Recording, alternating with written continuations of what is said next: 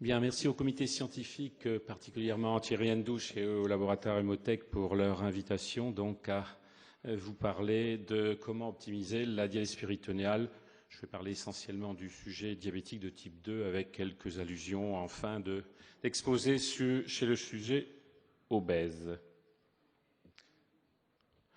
Alors ceci, pour certains d'entre vous, est familier, c'est-à-dire la membrane péritonéale avec son système à 3 pores, les pores transcellulaires ou aquaporines, où par l'intermédiaire du glucose dans le dialysat, il va y avoir environ 40% d'eau qui va être extrait donc du plasma, d'eau libre, alors que 60% est extrait par les petits pores de l'eau avec un certain nombre de constituants, dont notamment le sodium. Déjà, ce premier élément, c'est que lorsqu'on met un dialysat dit isotonique à 15 grammes par litre de glucose, vous voyez que dans l'heure qui suit, la glycémie est tout à fait stable, et ceci chez des patients non diabétiques, et que lorsqu'on met une poche hypertonique, on a une modification relativement importante et tout à fait significative de la glycémie qui monte aux alentours de 8 millimoles par litre. Donc, même chez les non-diabétiques, on entraîne une modification de sa glycémie. L'absorption du glucose est directement proportionnelle à la teneur en glucose de la poche, isotonique, semi-hypertonique, hypertonique. Elle est fonction aussi de la perméabilité péritonéale. Plus le péritoine est perméable, plus l'absorption est importante. Et l'absorption est également fonction de la modalité de dialyse péritonéale, avec habituellement des volumes plus importants utilisés en DPA sur cycleur. On voit dans cette étude espagnole et dans l'étude française de Pierre-Yves Durand qu'en DPA automatisé, donc, il y a davantage de glucose absorbé. On sait aussi que dans le temps, ici donc sur 7 années, il y a une augmentation progressive du rapport D sur P créatinine, traduisant donc l'hyperperméabilité péritonéale, qui dans le même temps est corrélée avec la perte d'ultrafiltration et donc l'inflation hydrosodée à haut risque chez nos patients. Et donc il s'installe un cercle vicieux, c'est-à-dire une surcharge hydrosodée, ce d'autant plus que la fonction rénale résiduelle diminue, ce qui va inciter à utiliser davantage de solutions hypertoniques qui va là agresser la membrane. On sait, à partir des biopsies péritonéales, qu'il y a une fibrose accrue avec un épaississement de la membrane et également une vasculopathie, puisque on a pu montrer chez l'animal et même sur des biopsies donc péritonéales chez l'humain qu'on pouvait transformer les capillaires péritonéaux en véritables anomalies identiques à ce que l'on rencontre dans la rétinopathie diabétique proliférative. Donc il faut essayer de casser ce cercle vicieux pour ne pas aggraver la situation chez des diabétiques qui ont déjà des altérations des capillaires.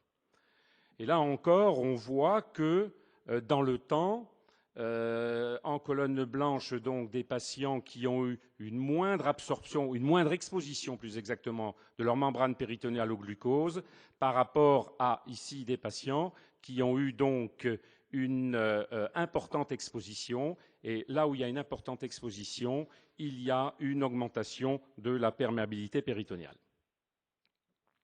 On sait aussi, on vient d'en parler, que à la fois le TGF-bêta, facteur profibrosant, et également le VEGF, donc, sont deux éléments qui vont stimuler un certain nombre de processus et donc fabriquer cette membrane péritonéale fibrosée et hyperperméable avec la néoangiogénèse.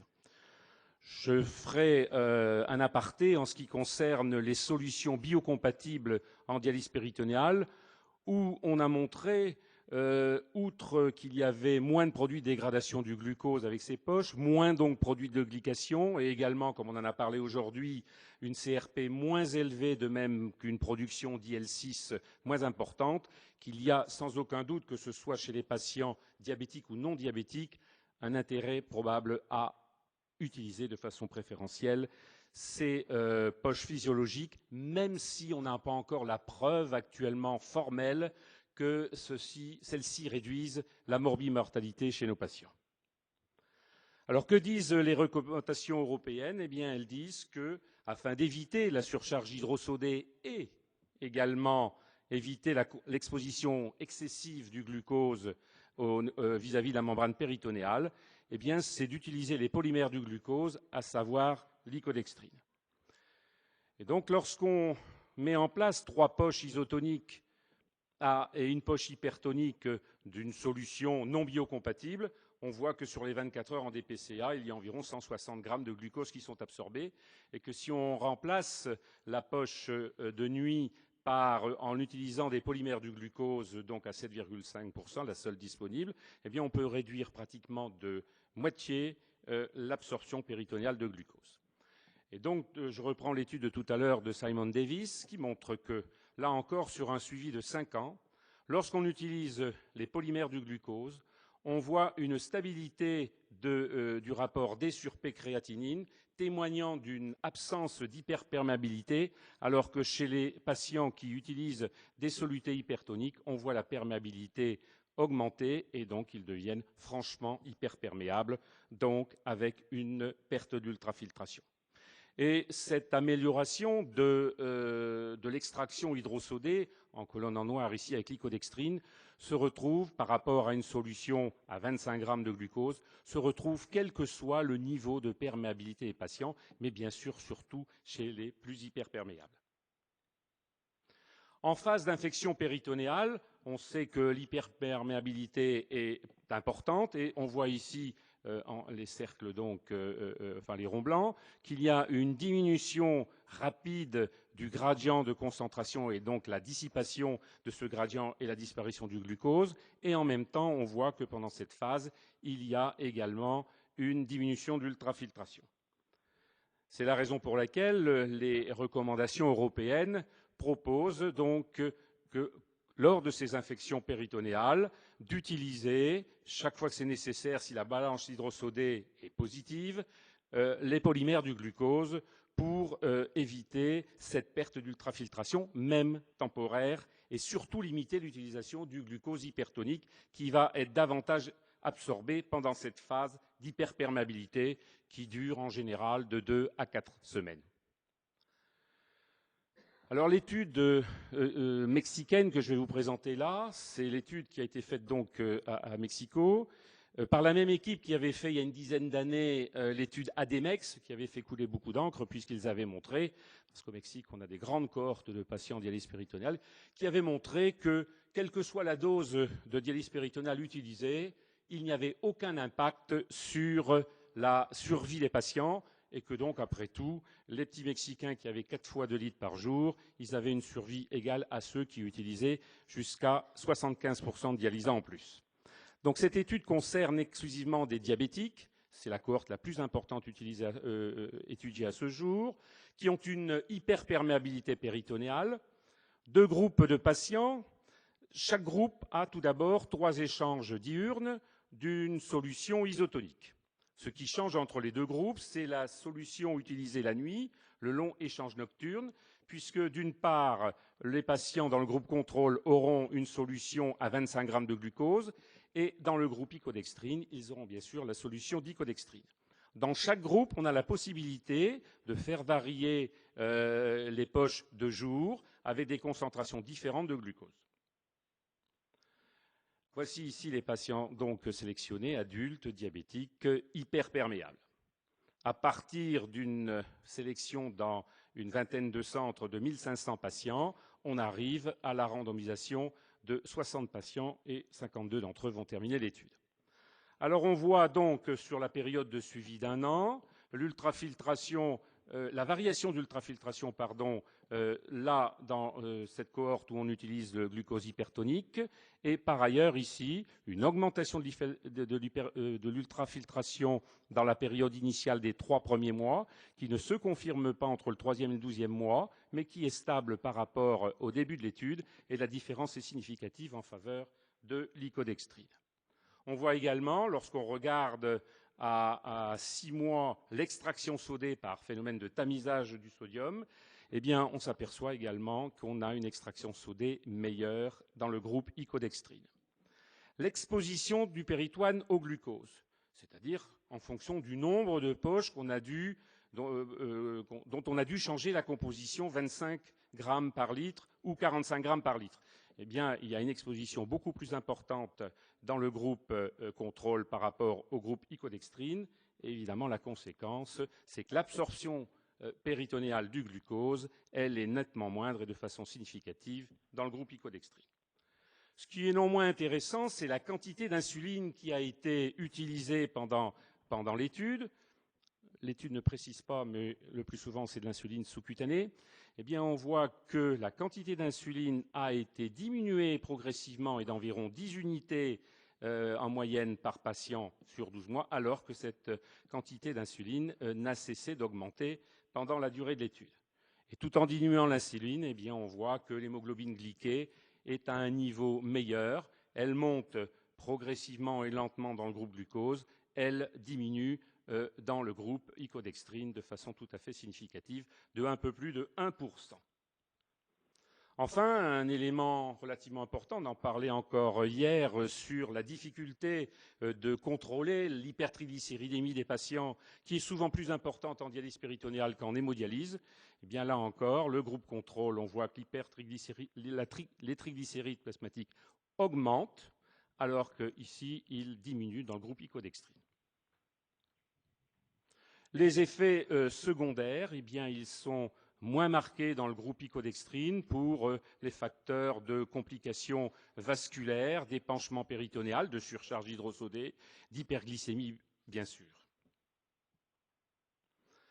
Donc cette étude est la plus démonstrative actuellement sur l'intérêt de minimiser, voire de ne pas utiliser les poches hypertoniques chez les diabétiques et d'utiliser de façon systématique, dès le début du traitement, les polymères du glucose. Y a-t-il une autre alternative ? Eh bien, si on remplace une des poches, celle en général la deuxième poche de la journée, par une poche d'acides aminés, forcément dépourvue de glucose et donc de produits de dégradation du glucose et qui risquent de subir une glycation, eh bien, on peut avoir une baisse encore de 25 grammes de glucose par jour en utilisant ce type de poche. Et on a 2 ou 3 études qui le confirment. Ici, toujours l'étude en dialyse péritonéale automatisée, là où on utilise le plus de glucose, étude espagnole, qui a comparé 3 régimes de dialyse, nocturne donc, avec du glucose, phase longue de jour avec l'icodextrine. La deuxième possibilité, c'est toujours la phase longue de jour avec l'icodextrine, mais on diminue un peu la quantité de glucose en mettant 2,5 litres d'acide aminé. Et enfin, la troisième possibilité, toujours longue stage de jour de l'icodextrine, et on rajoute également un peu d'icodextrine qui va se mélanger avec les autres solutions. Et on voit qu'on peut diminuer jusqu'à 80% la quantité de glucose absorbée au niveau péritonéal. On a ici donc dans le premier groupe une absorption de 63 grammes, 35 grammes dans le deuxième groupe et 14 grammes dans le troisième groupe, ceci avec une ultrafiltration et une extraction sodée quotidienne tout à fait stable.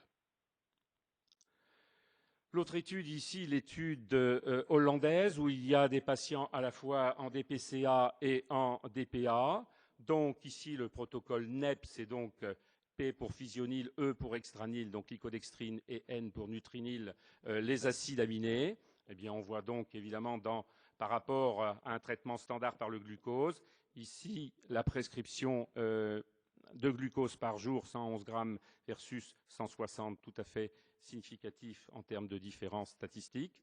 Et on voit également que si on regarde la perméabilité péritonéale, elle est stable dans le groupe glucose, elle s'améliore quelque peu et de façon significative dans le groupe NEP.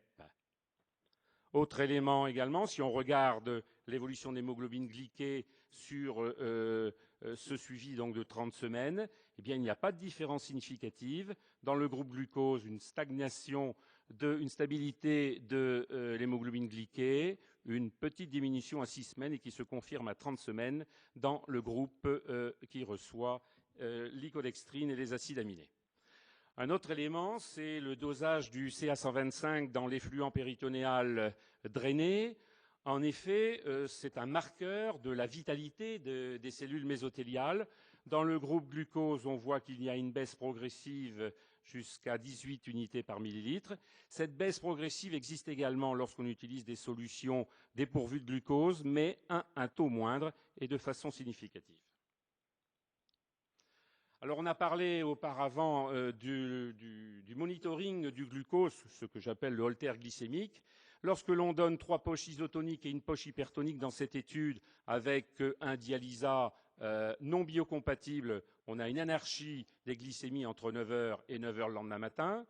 Lorsqu'on donne toujours 3 poches à 15 grammes et une poche à 45 grammes, biocompatibles, mais toujours avec une poche hypertonique, on a toujours une telle anarchie. C'est peut-être trop beau pour le croire, mais en tous les cas, c'est ce que l'auteur nous donne comme résultat. Lorsqu'on utilise une poche de polymère et une poche d'acide aminé, voyez la stabilité des glycémies sur les 24 heures. Donc la question est posée, est-ce qu'il faut plutôt faire de la DPCA 4 poches par jour, bien sûr avec les polymères du glucose et éventuellement avec les acides aminés, ou plutôt de la dialyse péritonéale automatisée sur cycleur? En DPA, les cycles sont plus nombreux, le volume de dialysat est plus important et la charge en hydrate de carbone est également plus importante, ce qui veut dire évidemment que la charge en glucose de ces patients diabétiques est plus importante. Probablement préférer les solutions les plus biocompatibles. Alors, des données du 31 décembre, au 31 décembre 2010 du registre de dialyse péritonéale de langue française, eh bien, on voit ici un chiffre qui a basculé, que tout patient confondu, 2900 patients dans la base de RDPLF, eh bien, il y a 43% des patients qui sont en DPA sur cycleur. Et si on isole les diabétiques, il y a 30% des patients qui sont en DPA sur cycleur. Donc la tendance en France est de mettre un peu moins souvent les patients diabétiques en DPA en faveur de la DPCA, probablement pour diminuer cette charge en glucose. Quelques mots chez l'obèse. Que disent les recommandations de l'HAS? C'est que la dialyse péritonéale est contre-indiquée. Il y a un accord fort avec une unanimité en cas d'obésité morbide, mais que cet accord n'est pas franc, on va dire, entre 30 et 45 d'IMC. Alors, en Basse-Normandie, où nous avons habituellement 25 à 30% de patients incidents dialyse péritonéale et une prévalence de 20%, on a regardé un petit peu il y a quelques années déjà, sur les patients incidents, donc 242 patients au cours de l'année 2004. On voit déjà que 44% de nos patients sont soit en surcharge pondérale, soit obèses, pour 16% d'entre eux, parmi ces 44, et que l'IMC moyen est à 25. Quand on regarde les habitudes des néphrologues des 7 centres bas-normands, on voit que, quelle que soit la catégorie d'IMC, la proportion de patients en dialyse péritonéale ne varie pas.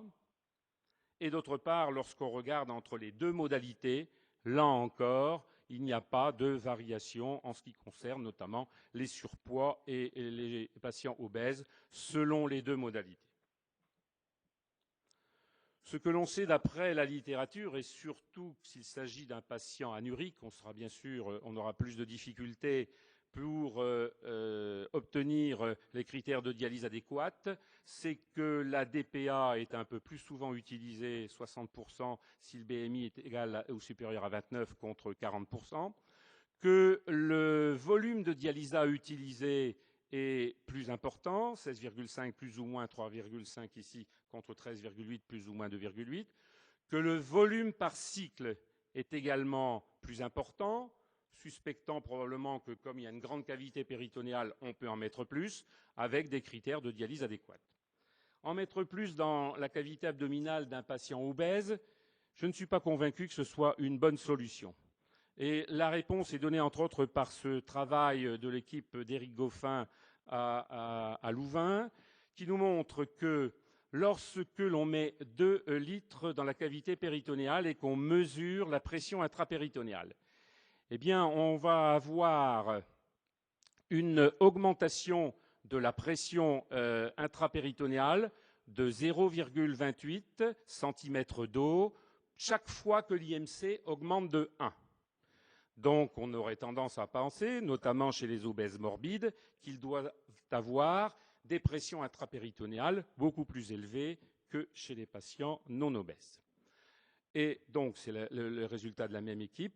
Ils ont regardé chez les diabétiques, 9 patients, 52 patients non diabétiques. Ils n'ont pas vu de différence de pression intrapéritonéale entre les deux groupes lorsqu'on mettait 2 litres de dialysa dans la cavité péritonéale pour une normale, donc autour de 12.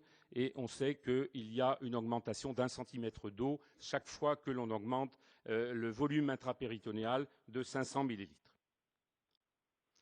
On a regardé également l'évolution chez certains de nos patients qui avaient un IMC supérieur à 20 en comparant l'hémodialyse à la dialyse péritonéale, 25 patients en hémodialyse, 21 en dialyse péritonéale. Alors en rouge, ici les patients en dialyse péritonéale, les 3 premiers mois, du 3e au 6e et du 6e au 12e. Donc on voit une augmentation progressive de l'IMC.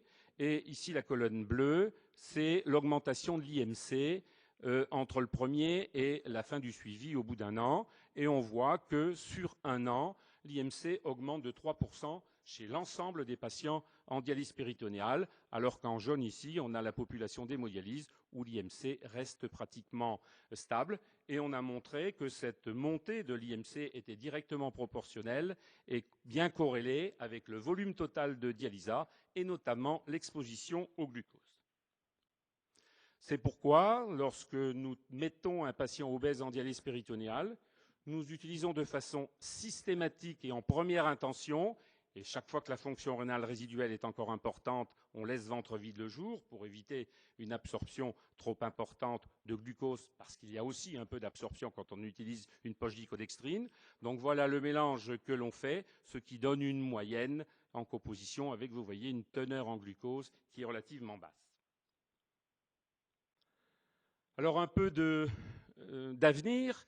Chez le diabétique, notamment, a été utilisé il y a maintenant une vingtaine d'années le glycérol, notamment par plusieurs équipes belges, mais il y a eu un certain nombre d'incidents, voire d'accidents avec des hyponatrémies sévères, entraînant une hyperhydratation intracellulaire et des complications neurologiques.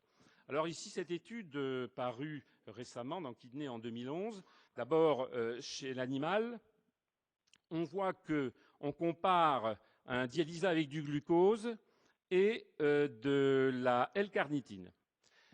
15 grammes de glucose, 25 grammes de glucose, 45 grammes de glucose, et on voit que l'ultrafiltration est tout à fait comparable si on suit à 2, 4 et 6 heures, donc ce sont les 3 colonnes à chaque reprise, eh bien on voit que plus on augmente la concentration en glucose, eh bien on a une augmentation également progressive de l'ultrafiltration obtenue avec la même concentration de L-carnitine.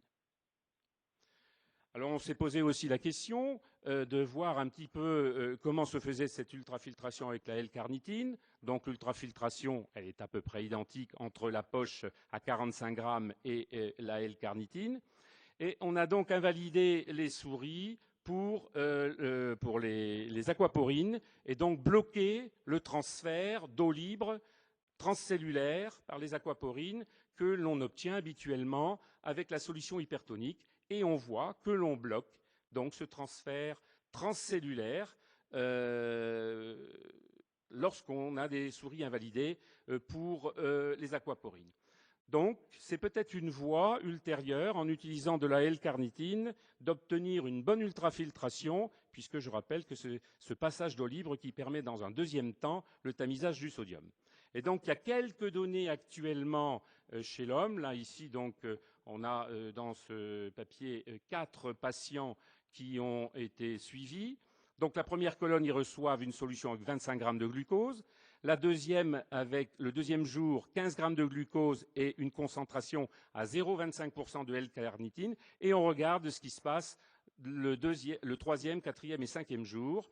Et on voit qu'il y a, chez les 4 patients, une ultrafiltration qui augmente dans un premier temps, puis qui est stable chez les différents patients.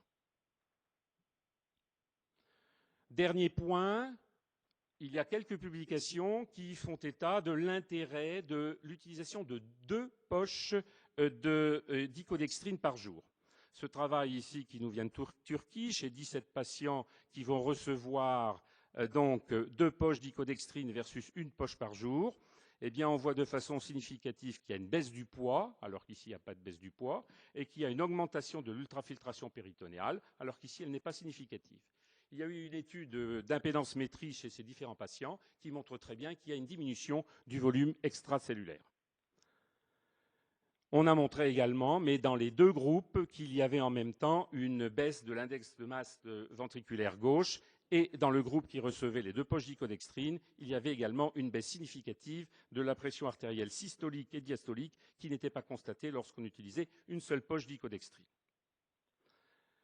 Dernier point, cette étude également de Bruxelles chez Eric Goffin, des patients qui ont une ultrafiltration nulle, et chez qui donc 8 patients, parmi lesquels 5 diabétiques, 4 en DPA, 3 en DPCA, une durée de suivi de 11 mois, on met 2 poches d'icodextrine et on voit l'ultrafiltration qui ne cesse de croître et avec une différence tout à fait significative à 24 mois. Il y a donc actuellement une étude qui se met en place en France avec l'utilisation donc de 2 poches d'icodextrine par jour avec un suivi minimum de 24 mois. En conclusion, il faut donc préserver la membrane péritonéale et ce doit être un objectif de première intention chez tous les patients dialyse péritonéale, mais sûrement davantage chez les patients diabétiques. Les polymères du glucose et les acides aminés répondent à cette exigence tout en permettant de maintenir une ultrafiltration adéquate. Ils doivent être systématiques temporairement en cas d'infection péritonéale et chez les sujets les plus à risque, les hyperperméables, après 2 ou 3 ans de dialyse péritonéale, chez les diabétiques et les obèses. Je vous remercie. Bien, merci Jean-Philippe pour cette communication qui est ouverte à quelques questions. On a le temps là pour...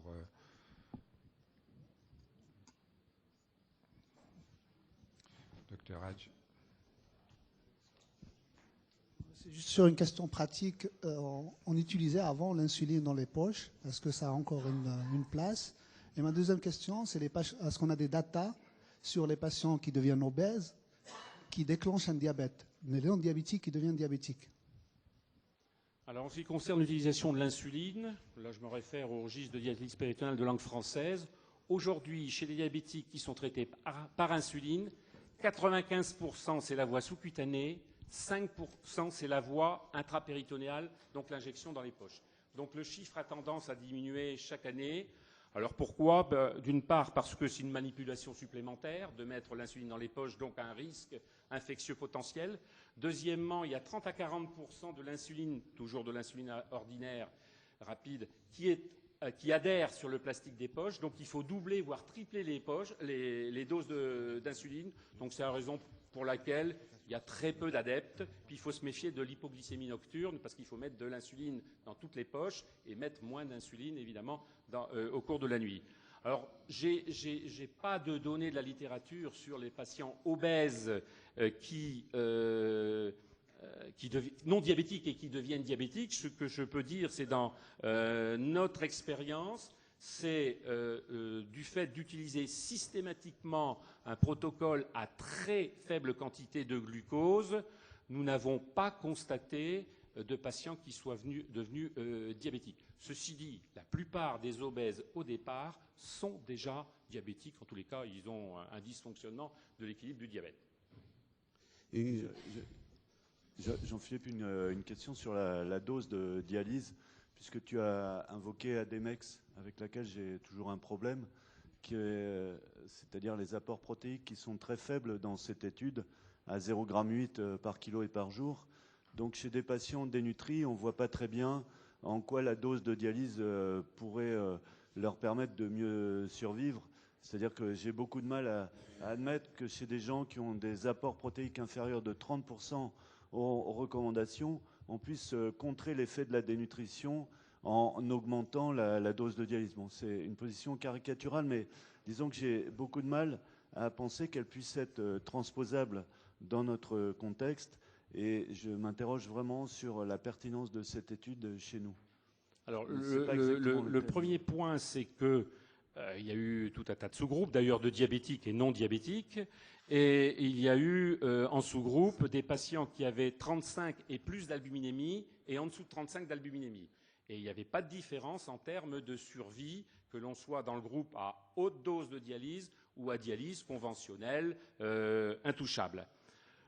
L'une des critiques que l'on peut faire indiscutablement dans l'étude ADMEX, c'est qu'effectivement le profil du Mexicain n'est pas le profil de l'Européen. Et la deuxième chose, c'est que l'étude n'a duré que 2 ans, et c'est relativement court pour tirer des conclusions dont on sait qu'un certain nombre de complications, et entre autres dans la dialyse péritonéale, surviennent peut-être surtout après les 2 premières années. Donc je suis tout à fait d'accord qu'il faut la prendre avec réserve. Encore une question au fond. Bon, moi, je voudrais poser une question par rapport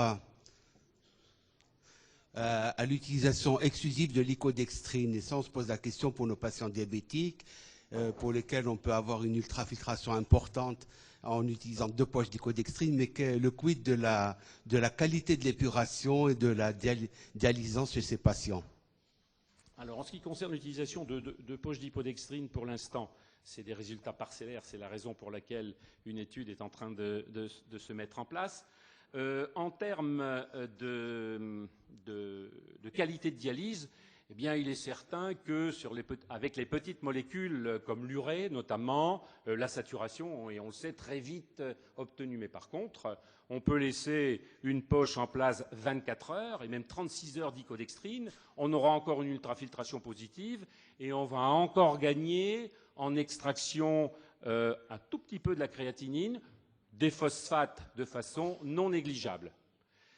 Donc, l'utilisation de 2 poches d'icodextrine par 24 heures n'est pas, à mon avis, tellement un souci.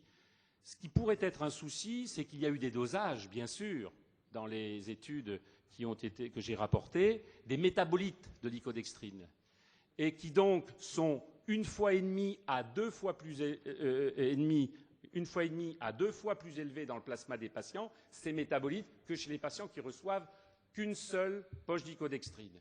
Ce que l'on sait, c'est qu'avec un recul de 24 mois, il n'y a pas été constaté d'effets secondaires.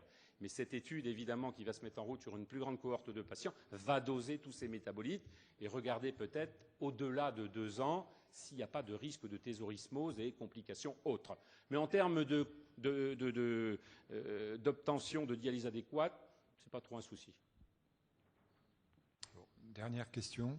Est-ce que les patients diabétiques ont un risque plus élevé de faire des péritonites sclérosantes, et est-ce qu'il y a des mesures particulières quand on décide de les transférer en hémodialyse?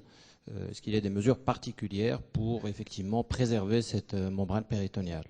Alors, les péritonites sclérosantes, qui ont fait beaucoup de bruit à juste titre, de façon générale, la tendance est à la diminution. Parce qu'il y a des registres qui ont été mis en place, et ils ont énormément de mal à entrer des patients parce qu'ils sont de plus en plus rares.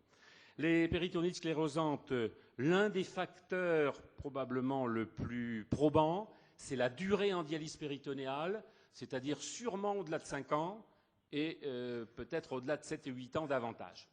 Or, la population diabétique, on l'a vu, sa survie en qualité et en survie tout court n'est quand même pas importante par rapport aux autres patients. Donc, on n'a aucun argument aujourd'hui pour dire qu'il y a un risque accru dans cette population. On pourrait le penser, on ne peut pas le prouver.